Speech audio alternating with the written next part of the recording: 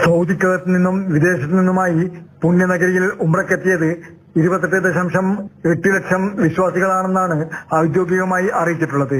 28,87,516 പേർ ഉംറ കർമ്മം നിർവഹിച്ചുവെന്ന് ഹറം കാര്യവകുപ്പ് വ്യക്തമാക്കിയിരിക്കുകയാണ്.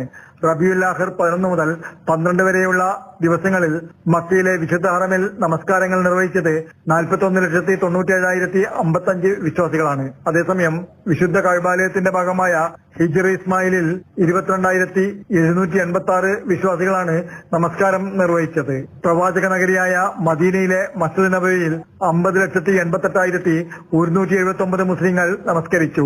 അതേസമയം റൗദ ഷരീഫിൽ 3,55,532 പേരാണ് നമസ്കാരം നിർവഹിച്ചത്.